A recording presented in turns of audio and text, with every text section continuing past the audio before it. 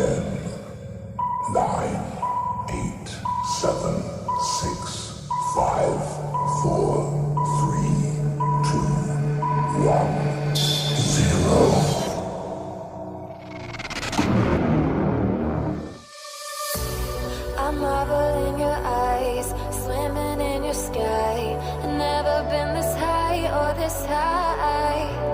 You feel like kryptonite, sparks fly like dynamite, reflecting in your light, beaming bright. Assalamualaikum warahmatullahi wabarakatuh. Kami dari kelompok 5 analisa perancangan sistem informasi akuntansi. Di sini kami ingin presentasikan hasil dari diskusi kelompok kami, yaitu tentang sistem informasi atau Sispo SMA Negeri 1 Atambua. Perkenalkan, nama saya Juni Cahyani Siburian, NIM 1180469, kelas 11 4A11, jurusan Sistem Informasi Akuntansi. Perkenalkan, nama saya Yunia Sekarwangi, NIM 111080559, Prodi Sistem Informasi Akuntansi. Perkenalkan, nama saya Sonia Buruginting, NIM saya 11181113. Perkenalkan, nama saya Gradelia Bele Gabriel dengan NIM 11181268, kelas 11 4A11, jurusan Sistem Informasi Akuntansi.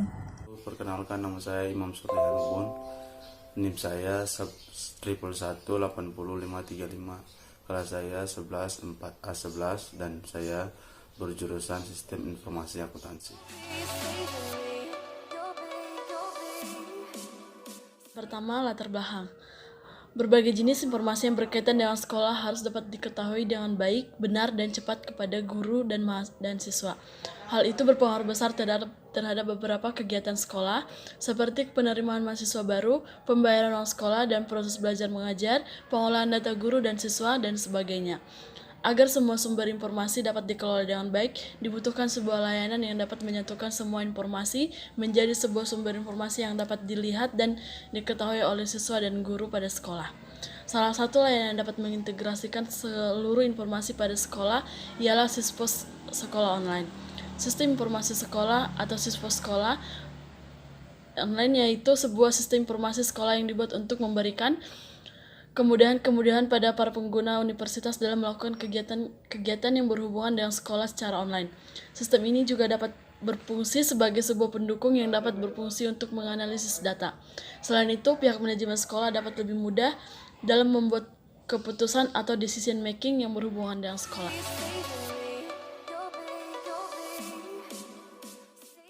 Maksud dan tujuan. Maksud dari penulisan makalah ini yaitu yang pertama, mengurangi kemungkinan terjadinya kerusakan dan kehilangan data siswa dan guru yang ada pada sekolah dengan menggunakan program sistem yang dibuat. Yang kedua, meningkatkan kualitas pelayanan kepada pengguna dengan menyediakan informasi pendataan yang akurat melalui program sistem informasi yang dibuat. Dan tujuan kami adalah sebagai salah satu syarat untuk memenuhi nilai tugas mata kuliah pemrograman akuntansi 2 dan analisa perancangan sistem informasi akuntansi, program studi sistem informasi akuntansi atau SIA Universitas Bina Sarana Informatika.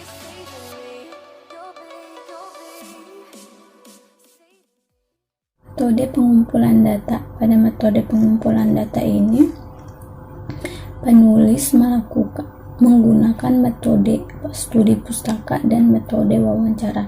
Untuk metode studi pustaka, penulis menghimpun informasi dengan membaca dan mempelajari artikel yang ada pada website. Dan yang memiliki permasalahan yang mirip atau yang sama pada sekolah. Yang kedua itu adalah metode wawancara. Pada metode wawancara ini, penulis mewawancarai alumni dan siswa yang berasal dari sekolah tersebut.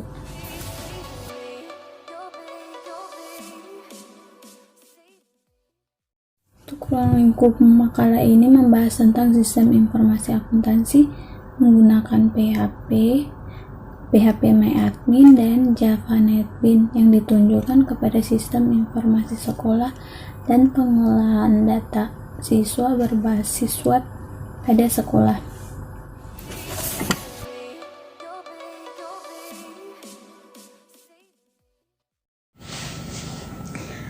Selanjutnya kita ke konsep besar sistem. Setiap sistem memiliki struktur dan proses. Struktur sistem merupakan unsur-unsur yang membentuk suatu sistem tersebut, sedangkan proses sistem menjelaskan cara kerja setiap unsur sistem tersebut dalam mencapai tujuan bersama.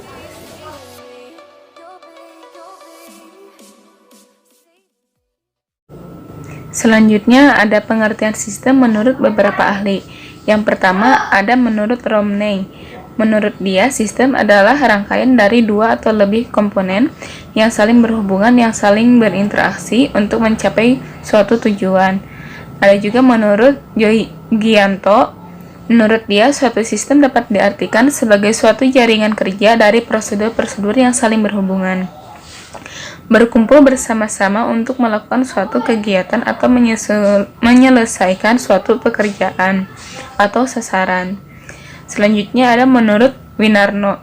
Sistem yaitu sekumpulan komponen yang saling bekerja sama untuk mencapai satu tujuan. Masing-masing komponen memiliki fungsi berbeda dengan yang lain, tetapi tetap dapat bekerja sama.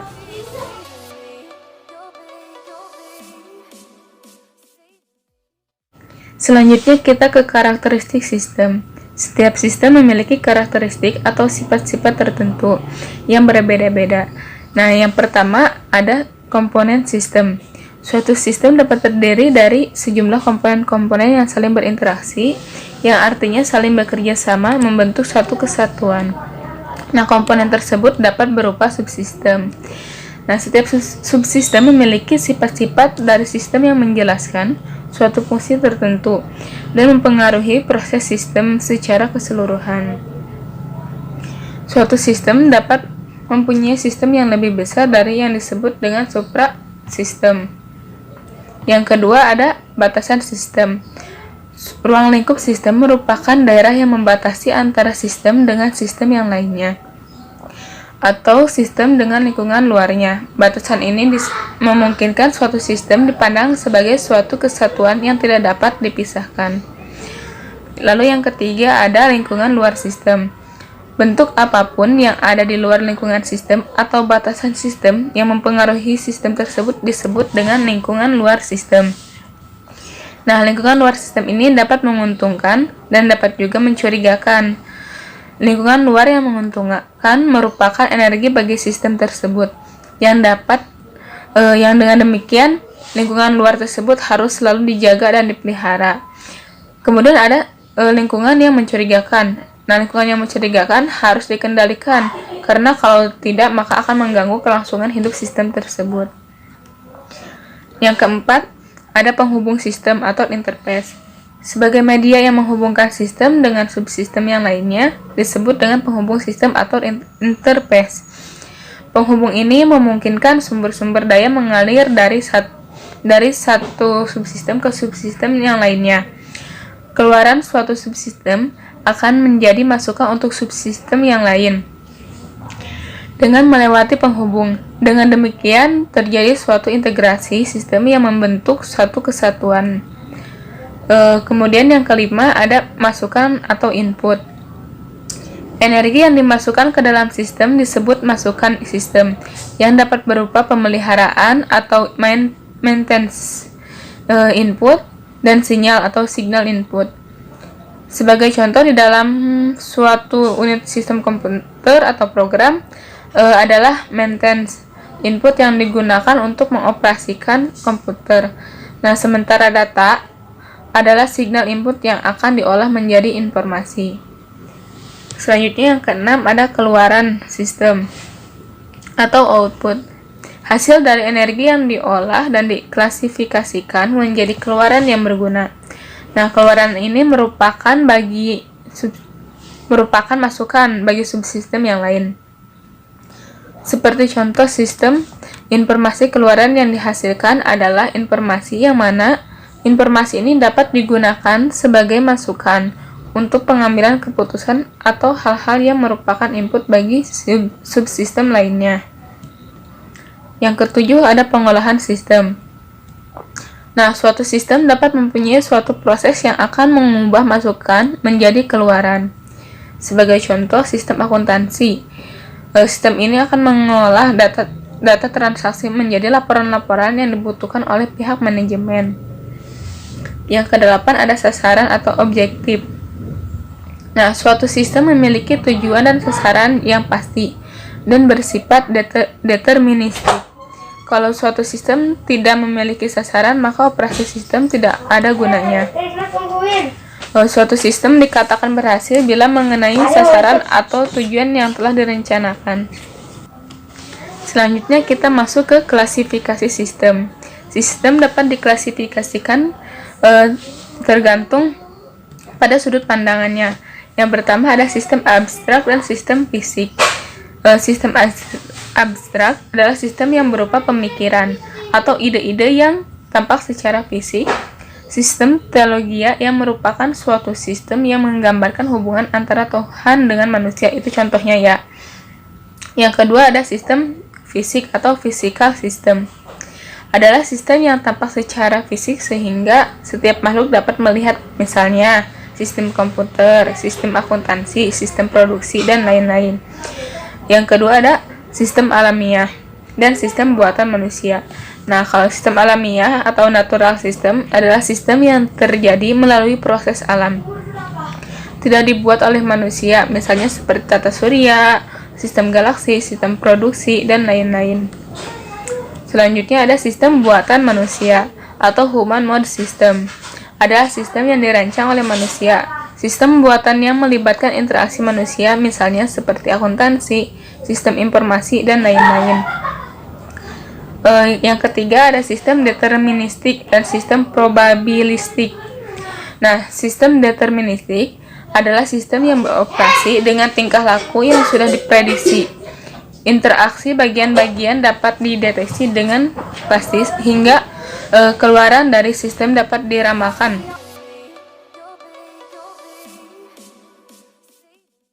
Selanjutnya saya akan membahas tentang konsep dasar program. Dalam pembuatan makalah ini, kami menggunakan teori-teori pendukung yang digunakan untuk memperkuat penulisan masalah ini. Program merupakan bagian dari komputer yang digunakan oleh programmer untuk mengatur jalannya sebuah sistem. Nah, hal-hal yang perlu diperhatikan seperti pendefinisian masalah, mencari solusi untuk masalah itu, selanjutnya teknik pemecahan masalah dan algoritma penulisan program, dan testing atau debug. Bahasa pemrograman merupakan bahasa yang digunakan oleh programmer untuk mendefinisikan file-file mana yang akan diproses oleh komputer, maupun di mana tempat-tempat atau letak penyimpanan file-file tersebut, dan sebagainya.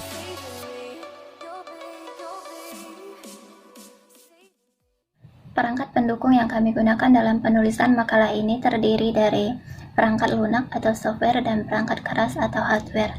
Nah, perangkat lunaknya ada operating system Windows 10, browser seperti Mozilla, Google, dan lain-lain, dan editor Paint. Dan selanjutnya ada perangkat keras atau hardware terdiri dari komputer atau laptop, keyboard, pulpen, mouse, HP, dan kamera.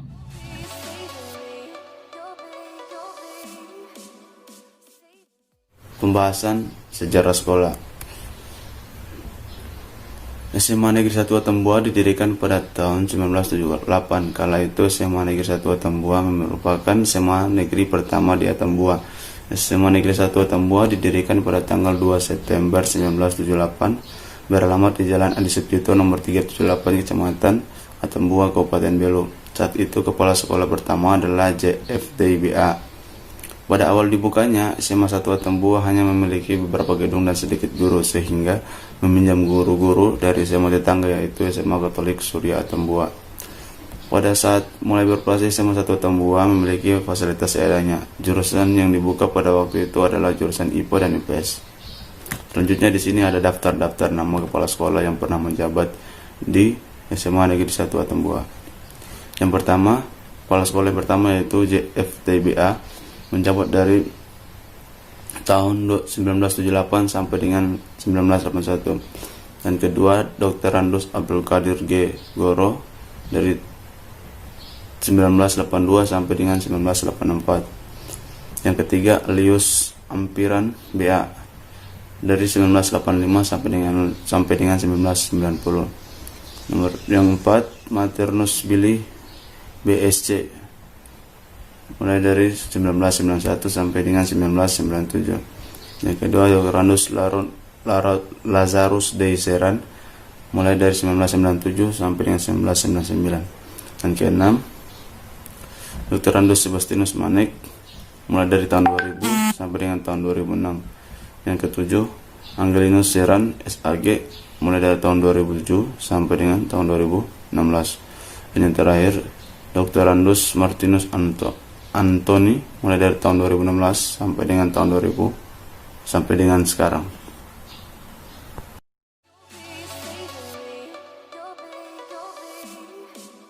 Oke, selanjutnya struktur organisasi. Yang pertama ada kepala sekolah, dan kedua wakasek kesiswaan, selanjutnya wakasek kurikulum dan wakasek humas, dan wakasek sarana dan prasarana.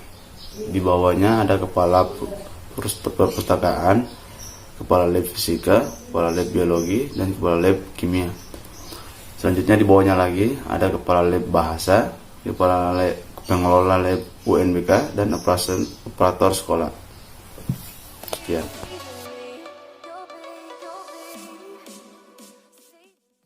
Tinjauan kasus yang pertama itu proses sistem berjalan.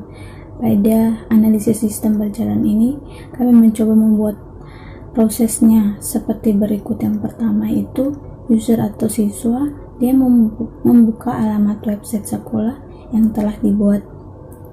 Terus user atau siswa melakukan pendaftaran ulang setiap semester, setiap awal semester. Yang ketiga itu setelah melakukan daftar ulang, user atau siswa itu dia dapat melihat nilai, jadwal belajar terus sama wali kelas. Setelah itu user atau wali kelas dapat melihat data akademik siswa dan menginput nilai. Terus selanjutnya user atau guru dia dapat melihat data akademik di sekolah.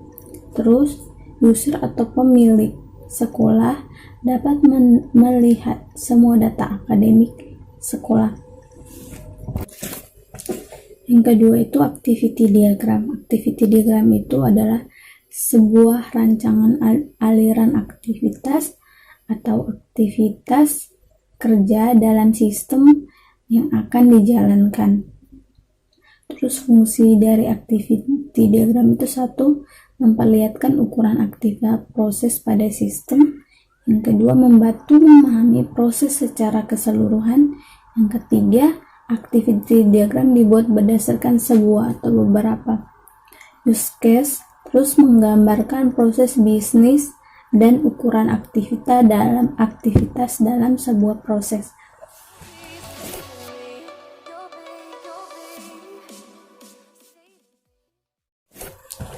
Terus yang berikutnya itu adalah dokumen masukan. Dokumen masukan itu adalah semua dokumen yang digunakan sebagai dasar untuk memperoleh data-data yang nantinya akan menghasilkan suatu keluaran yang disebut dengan output. Di sini data keluaran yang ada pada sekolah, data masukan, dokumen masukan yang ada pada sekolah. Yang pertama itu nama dokumen rekap absen siswa, fungsi sebagai daftar kehadiran siswa, sumber siswa, tujuan guru, media kertas, jumlah itu 1 lembar, frekuensi setiap pengabsenan siswa, bentuk itu lapor, lampiran A1.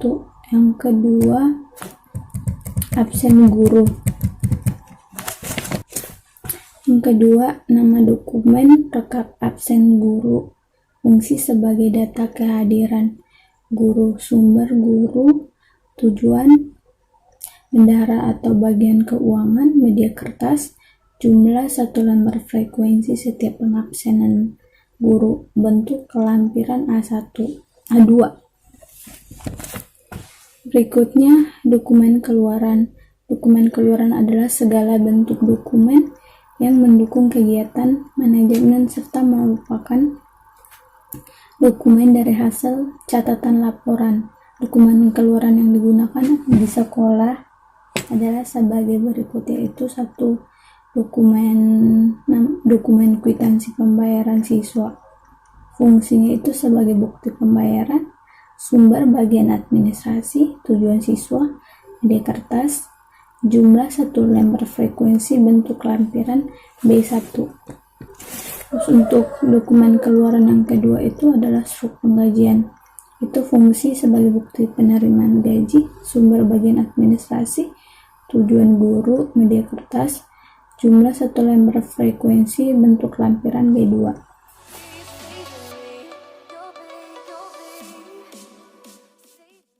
Kita lanjut ke permasalahan pokok. Yang pertama yaitu masih menggunakan sistem manual sehingga dapat menyebabkan kekeliruan dan penyampaian informasi dan penyimpanan data. Yang kedua, permasalahan yang kini sedang terjadi karena negara kita yang masih dilanda wabah virus corona atau COVID-19, maka semua sekolah di negara ini melakukan kegiatan belajar mengajar secara online termasuk sekolah menengah atas SMA Negeri 1 Atambua. Akibat dari kegiatan belajar mengajar secara online, maka para siswa-siswi tidak dapat melakukan absen secara manual atau tatap muka. Dan pemecahan masalah. Pemecahan masalahnya yaitu dari permasalahannya di atas, maka kelompok kami mencoba membuat aplikasi sistem informasi sekolah berbasis web guna mempermudah penyampaian informasi dan penyimpanan data.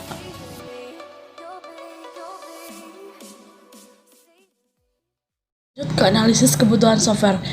Analisis kebutuhan software yang pertama itu adalah analisis kebutuhan. Pada analisis kebutuhan software menjelaskan tentang apa saja yang dibutuhkan dalam pembuatan softwarenya, baik dari diagram user interface dan lainnya. Yang kedua, activity diagram. Activity diagram merupakan sebuah diagram yang menunjukkan alur atau tahapan maupun proses yang terjadi dalam sebuah sistem. Hal ini kami mencoba memperlihatkan skema sistem informasi dari sekolah yang coba kami buat. Yang pertama, kami membuat activity diagram login. Yang kedua, kami membuat activity diagram daftar ulang siswa. Yang ketiga, kami membuat activity diagram input wali kelas. Yang keempat, kami membuat activity diagram input user. Yang kelima, kami membuat activity diagram input nilai. Yang keenam, kami membuat activity diagram lihat wali kelas. Yang ketujuh, kami membuat activity diagram lihat nilai. Yang kedelapan, kami membuat activity diagram jadwal pelajaran. Yang kesembilan, kami membuat activity diagram lihat guru. Yang kesepuluh, kami membuat activity diagram input update berita sekolah.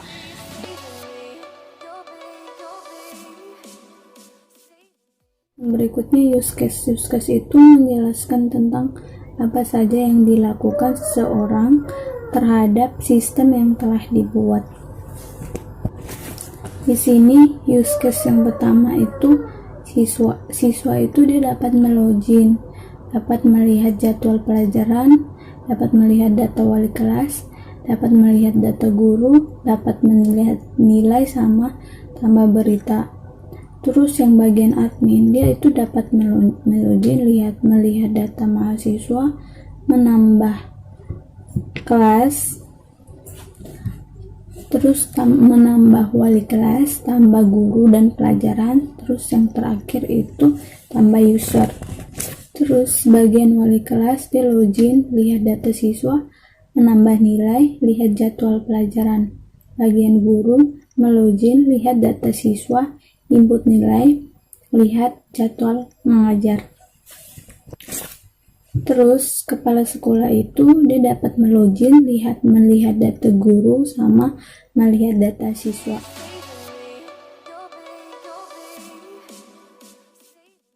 Selanjutnya, pada tahap desain kami menggunakan diagram-diagram yang digunakan untuk menjelaskan alur program yang kami buat. Salah satunya ada ERD atau Entity Relationship Diagram, yang merupakan diagram yang digunakan untuk menjelaskan hubungan antara objek satu dengan objek yang lainnya berdasarkan relasi-relasinya. Pada ERD sistem informasi sekolah yang kami buat, si user di sini boleh guru, boleh siswa ataupun wali kelas, dapat login ke halaman utama. Nah, dari halaman utama, si user dapat mengakses berbagai jenis data, mulai dari data kelas, nilai, jadwal belajar, jam pelajaran, semester, dan lain sebagainya.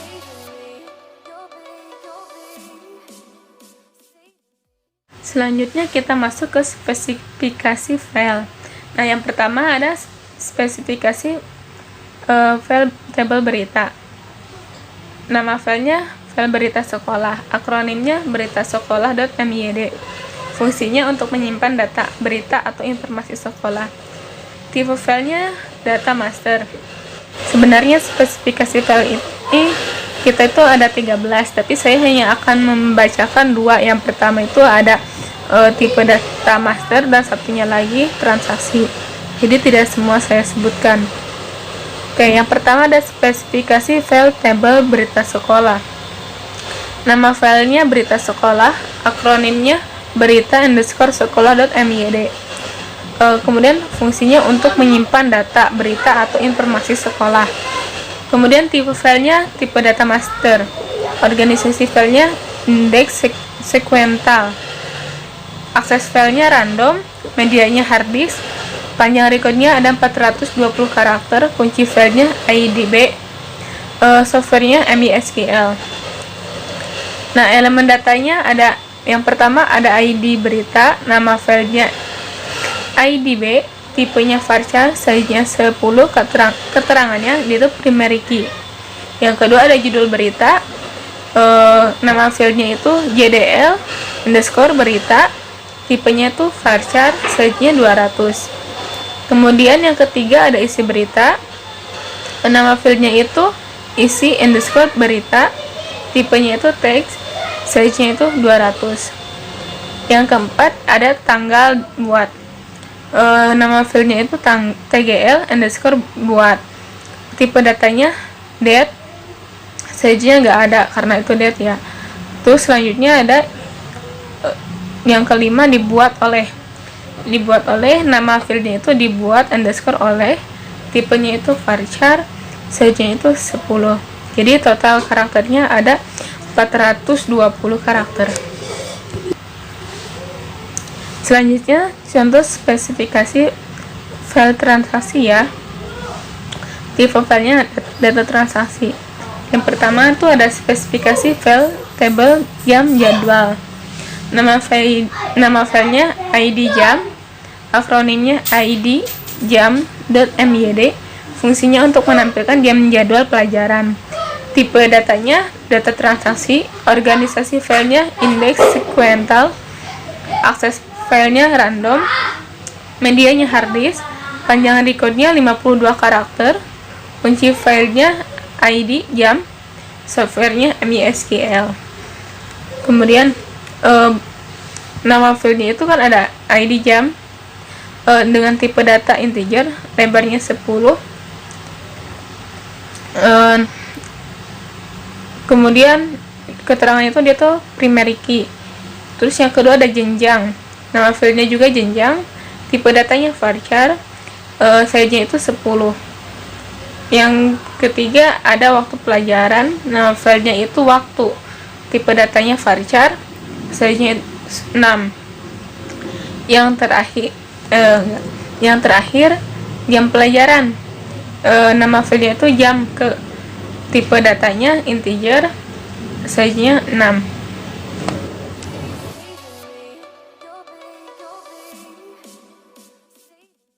Selanjutnya kelas diagram. Kelas diagram merupakan diagram yang menggambarkan hubungan struktur serta deskripsi kelas yang digambarkan. Nah, di sini ada strukturnya. Pertama siswa, user login, guru, wali kelas, nilai siswa, kelas, pendidikan, jadwal pelajaran, mata pelajaran, guru kelas, jam jadwal, semester, berita sekolah. Di siswa ada nomor absen, tipe data varchar, nama, tipe data varchar, jenis kelamin, tipe data varchar, agama, tipe data varchar, tempat lahir, tipe data varchar, dan tanggal lahir, tipe data date, alamat varchar, nomor telepon varchar. User login, di sini ada username, tipe data varchar, password, tipe data varchar, NIP, di kolom guru ada NIP, varchar, nama, jenis kelamin, agama, tempat tanggal lahir, kurang lebih sama tipe data sama kayak siswa. dan seterusnya. Nah, di sini bisa dilihat langsung ada strukturnya.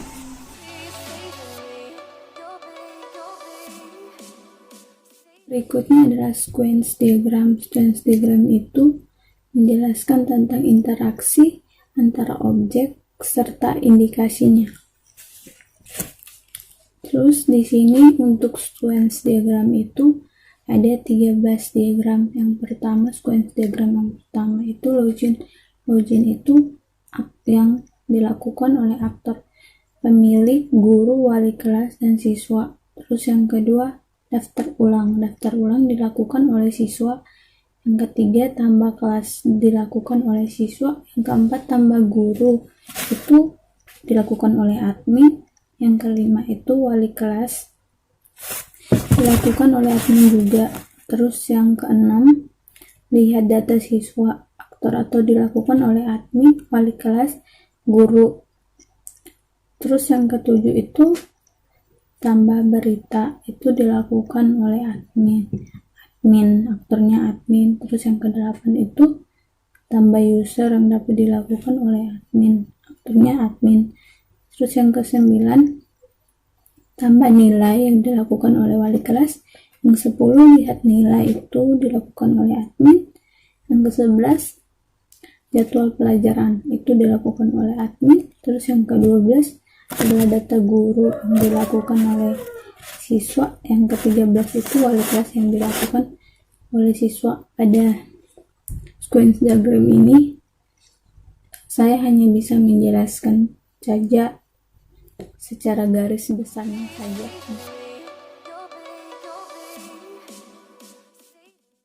Penutup, kesimpulan, dan saran. A. Kesimpulan.